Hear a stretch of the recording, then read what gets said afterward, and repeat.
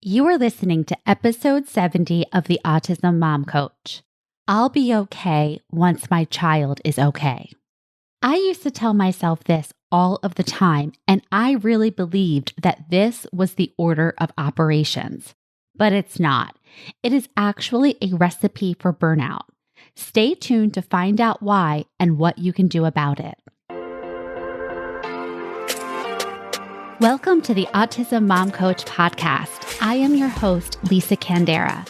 I am a lawyer, a life coach, and most importantly, I am the full-time single mother of a teenager with autism and other comorbid diagnoses. I know what it is like to wonder if you are doing enough or the right things for your child and to live in fear of their future. I also know that constantly fueling yourself with fear and anxiety is not sustainable for you or of any benefit to your child. That is why in this podcast, I will share practical strategies and tools you can use to shift from a chronic state of fight-flight to some calm and ease. You are your child's greatest resource. Let's take care of you. Hello, everyone, and welcome to another episode of the podcast. According to the download statistics, there are quite a few new listeners. So if you are new, welcome. I am so glad you are here. And for those of you who have been around for a minute, I am so glad that you are still hanging around.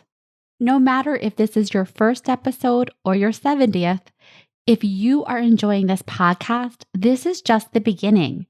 Get on my mailing list and you will receive my weekly newsletter, emails from me, and you will be the first to know about things like open coaching calls, webinars, and any new offerings. All right, let's get to today's episode.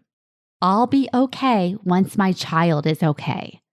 How often have you had this thought or some derivative of it? A lot, right? It's like the unofficial mantra of special needs moms right behind, I need to live forever. Of course, I know this from my own personal experience. I told myself this for years, and I believed it. I believed it was my duty to do more and more for my kid and less for myself so that I could make sure he was okay. And then once he was okay, I would be just fine. And I know that I am not alone. I hear this all of the time in consultation calls and from the moms that I coach. In fact, that is why so many of them come to me. They are in so much pain because they have hinged their happiness, their peace, and their general well-being on their child. If their child is doing well, whatever that means to this particular mom, then they feel good. And if their child is not doing well, again, whatever this means to that particular mom, then neither are they. This is problematic for a couple of reasons.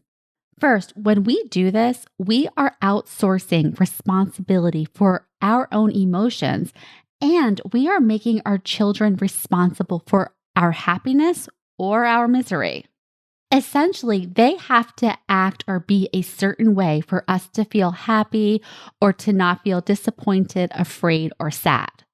Have you ever been on the receiving end of this where another person, say a parent, is staking their emotions on you so that you then believe that you have to be a certain way in order to please them or for them to not be disappointed, afraid, or worried?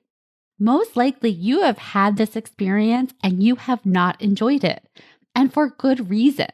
Just like you are not responsible for, say, your mother or mother-in-law's happiness, your child is not responsible for yours either. Second, when we tell ourselves that we will be okay once our child is okay, this inevitably results in us trying to do more things for our child and then filling our time with worrying about our child and catastrophizing. Third, when we believe our child is responsible for our happiness and we have devoted all of our time, energy, and resources to them, this means we are probably falling way short of taking care of ourselves. We neglect ourselves and then we say it's because of our children. So essentially, we're kind of blaming our children for our own self-neglect. That is what happens when we make them responsible for our happiness. Then, as a result of all of this, putting our kids in charge of our emotions, pouring all of our time and resources into them while neglecting our own needs, we have less capacity for our children and the ups and downs of autism parenting. So we snap at our kids, we yell, we scream, we feel guilty, we shame ourselves. Then we try to do better, to do more and more, rinse and repeat.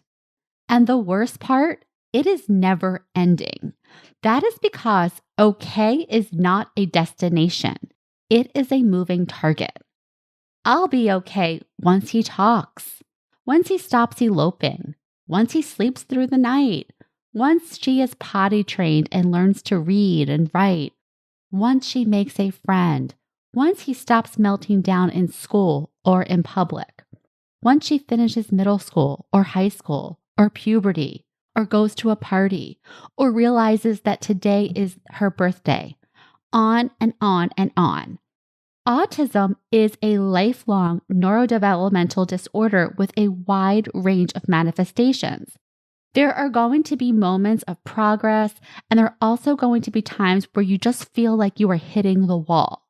When you are associating your personal happiness with your child's constant progress or catching up to their peers or achieving and maintaining whatever goals, milestones, or life skills that are important to you, you create a roller coaster of emotional highs and lows for yourself. Couple this with the fact that you are taking less than optimal care of your own mental health, physical health, and emotional wellness. This is the perfect recipe for a never-ending cycle of burnout. In other words, if you are staking your emotional well-being on whether you believe your child is okay in any particular moment, whatever that means for you, then you will never be okay. And this is of no service to you or your child. It's a lose-lose. So here are my suggestions. First, lose the phrase, I'll be okay when my child is okay. It's not true and it's not helpful.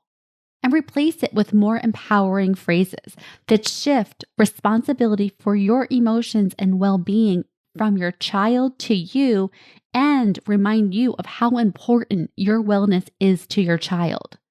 Here are a few suggestions. I am responsible for my own well-being. I am my child's greatest resource. I take care of myself so that I can take care of my child, so that I can show up as the parent I want to be, so that I can ride the roller coaster. And then finally, I can be okay even if my child is struggling, because they will. Autism or not, they will have the human experience. And yes, autism may make it more challenging, no doubt, but your ability to be okay when they are struggling, that is what makes you the solid object. This is what I talk about in my program, is that one of our responsibilities is to figure out how we can be okay when our children are struggling, how we can be okay when life is not stacking up to what our expectations are. Your ability to be able to figure that out, to be able to manage your mind, to regulate your nervous system, to be okay, that is what makes you the most powerful parent that you can be, because you can't control your kid. We've all tried, but you can control yourself. And so if this is something that you are interested in, if you want to be the solid object in your child's life, if you want to figure out how to be okay even when they are struggling, sign up for a consultation for my one-on-one program. I would love to work with you. You can do that by going to the show notes or to my website under Work With Me. All right, that is it for this week. I will talk to you next week. Thanks for listening to the Autism Mom Coach. If you are ready to apply the principles you are learning in these episodes to your life, it is time to schedule a consultation call with me. Podcasts are great, but the ahas are fleeting. Real change comes from application and implementation, and this is exactly what we do in my one-on-one coaching program. To schedule your consultation, go to my website, theautismmomcoach.com, work with me, and take the first step to taking better care of yourself so that you can show up as the parent you want to be for your child with autism.